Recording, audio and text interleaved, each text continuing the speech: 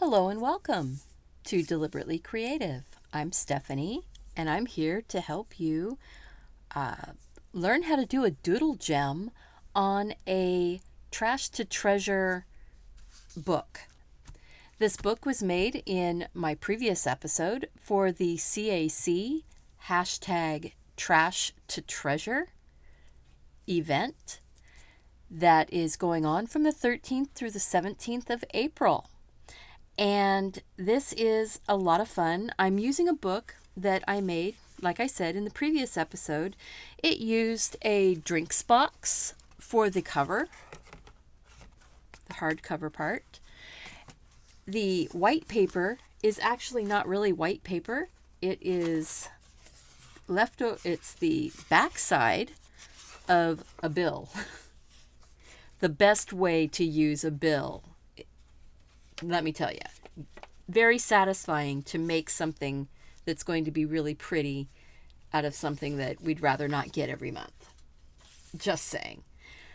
All right, so now that the book is dry, all the pages are already bound in with this pretty little orange string. I'm going to do a stone, a doodle stone, doodle gem on the cover. And I've decided I'm going to do malachite. I did a test to see what colors would work for this, color pencils. And so this is what I came up with using the colored pencils and a white gel pen to get that nice bright white back. This was my sample. It was an idea on how I was going to do this. It's not exactly what I'm going to do for this book. But because I'm going to end up doodling all around this particular gem, I want it to be more flat and top down from the look. And the striations, the lines in the stone are going to be a little bit different too. This will be a real-time video. You'll see all of my pencil strokes. I'm using some new to me colored pencils. I've never used these on a video before, so this is kind of exciting. These are the Tombow Irojiten, Irojiten. I purchased a three set. So this was they call them volumes. So I have volume 1, 2, and 3. And they come in this cute little slip case. And they look like little books all lined up. A lot of fun. It's very pretty. They open up in the Japanese style from left to right. I've pulled some of these colors out already to get ready for this project. But they do give you the names of all of the colors that are in each set. Each volume has 10 colored pencils in it. And you know that I've only had it for a little tiny bit of time because I haven't taken them all out of the boxes yet and put them into a cup, which will soon be happening. So the colors that I'm going to use for this particular project, slide those blues up there for a second. I am using the Irojiten Lettuce Green P5, Parrot Green V5, Elm Green D5, Forest Green D7, Mulberry D9, and Peacock Blue V6. And what the P, V, and D stand for is pale, vibrant, and deep. So there we go. They're beautiful colored pencils. They make a lovely gem. And let's see if I can do this without having them fall on the floor. That's always my fear. So I'm just going to grab one. I think I'm going to start with my elm green. And I am going to get my general shape. And I think this is the color that's going to be my undertone to this whole stone. So I'm just going to get my shape. If you notice, I didn't have it drawn on before this time. This is doing it all on the fly. The paper that I'm coloring on is just plain old copy paper, the stuff that the cable internet bill came on. Nothing special, something that you would have just thrown away. Not going to be too worried right here about my pencil line directions. I'm a little bit following the shape, but not a lot. This is just the base layer, just getting a layer of color in. I do try to rotate my pencil a little bit to keep the point from getting totally worn down flat.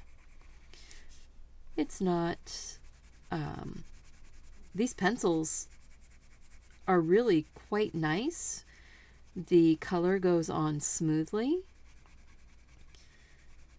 I think the paper of my book might still be ever so slightly damp, so I might end up with needing to be a bit more delicate. I don't know. The colored pencil is going on nicely though. It isn't tearing the paper up. It isn't causing me any grief, that's for sure. All right. So right now, that looks kind of uneven. I just want to give it a nice layer to be working on top of. A nice layer to work on top of. All right, there we go. So that is the elm green. I am going to take my lighter green now, I think. This is the lettuce green, and this is it from the pale set. And I am going to just start drawing a few lines. Drawing a few lines here and there. These lines, I am concerned with how they flow around the stone. These lines do need to start following the shape. They need to flow around, but they don't have to be symmetrical like raindrops hitting a water pond or a drip of water falling down on a lake. These lines can have some variation to them. Malachite is a really neat looking stone. It's made of it has copper in it, and the green tones that it gets are from the oxidation that happened of the copper while it was under pressure in the ground, just doing its thing, becoming a pretty stone. So we're just going to throw some lines on here. This is going to be, it's sort of stripy. It's sort of a stripy stone. It doesn't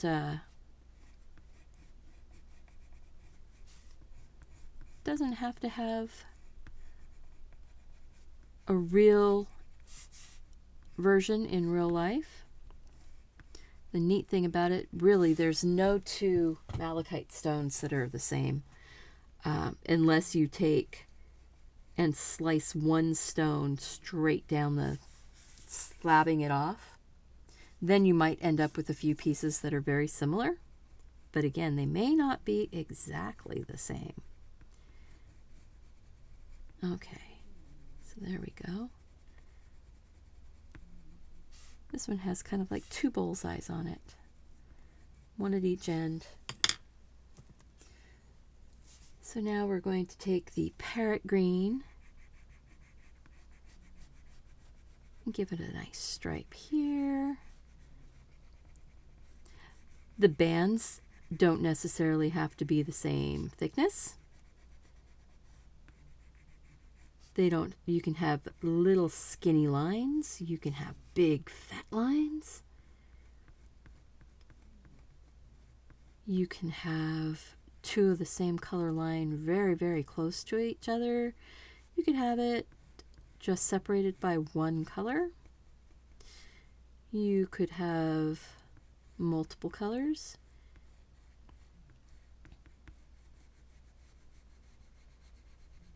I'm going to start getting a little bit of shading around the stone where it's going to sit down into its little bezel. This is not the final color that will be there. It's just one layer.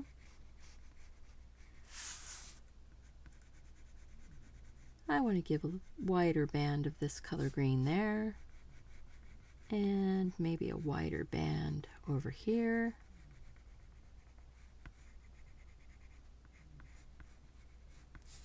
You see how this sort of has like a giant V?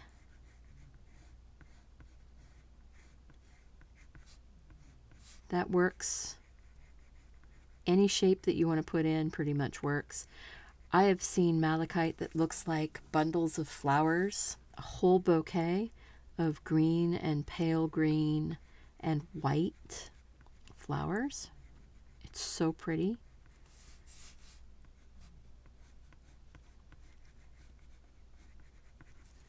All right, let's see here. Oh, I want to make that band a little bit darker with this green. All right, so now I'm going to grab the forest green, which is a deep, deep green. Give it a little bit more pressure. I'm leaving some lines. Oh no, let's see here. Let's go ahead and zoom in so you can see what I'm talking about.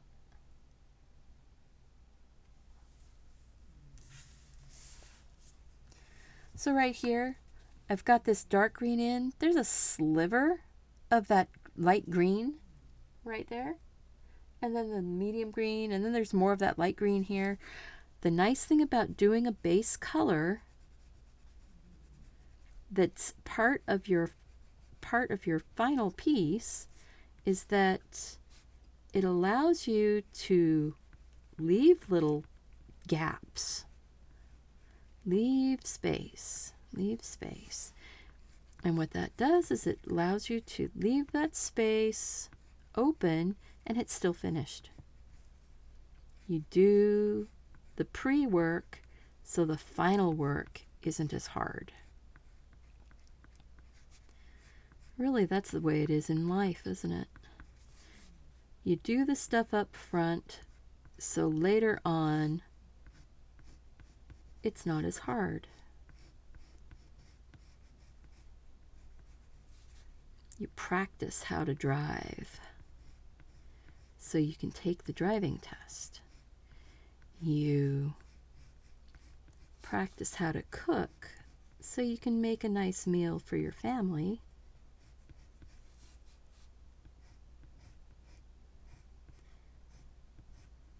If you didn't practice, sometimes you would end up with something that was unexpected.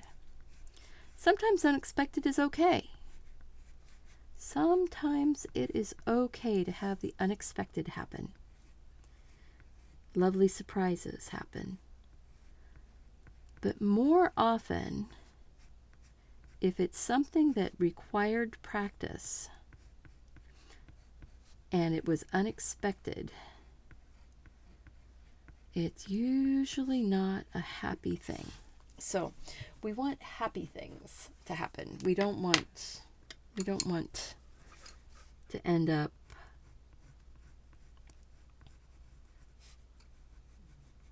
with those unhappy, unexpected things. Now I'm using this blue as an accent color here. And the neat thing about it is that in some places, when it goes over another color, it just turns a deeper green. It turns the green underneath deeper. sometimes it does that. And then if you move over and you're on that lighter color of green, it looks a little more blue. And that is fun. That is fun. That's neat, and that is unexpected in a good, happy way.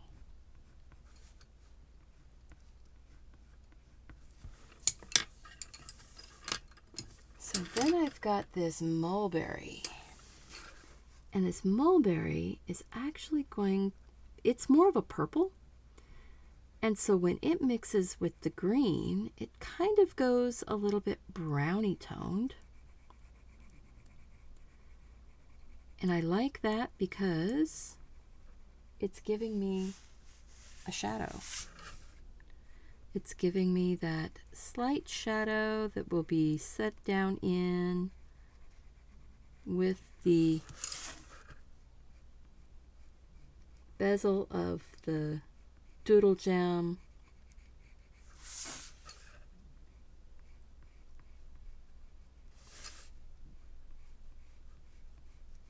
This seems a bit wild and crazy right now. But it's amazing how when I go and put the white stripes in, because malachite is opaque. It's not a gem in the sense of like a garnet or an emerald or a diamond or even citrine. It is a stone, and it's a solid opaque stone. It has weight. It has substance. I think I might put a couple dark lines inside here also, because malachite can have that. It can have some dark lines that show up inside too. And now I am going to grab my white pen, and I want a white stripe in here that's kind of going that way. And these are actual stripes in the stone. These are not highlights.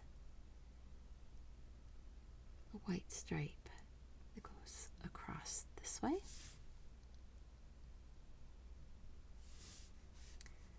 And maybe one that's going like that.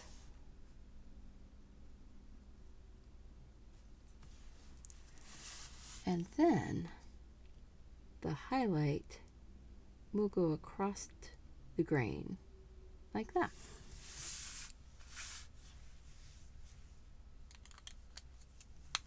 So now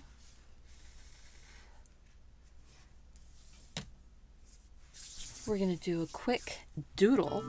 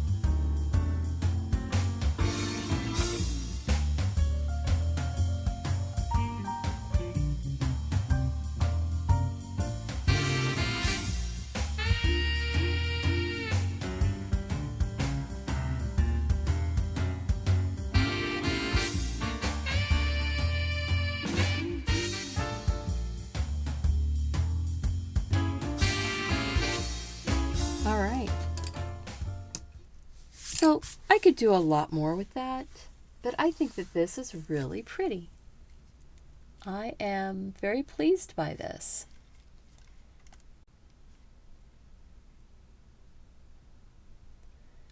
And I'm going to zoom out so you can see that. Lovely little book. Done with trash, stuff that you would normally have just thrown away.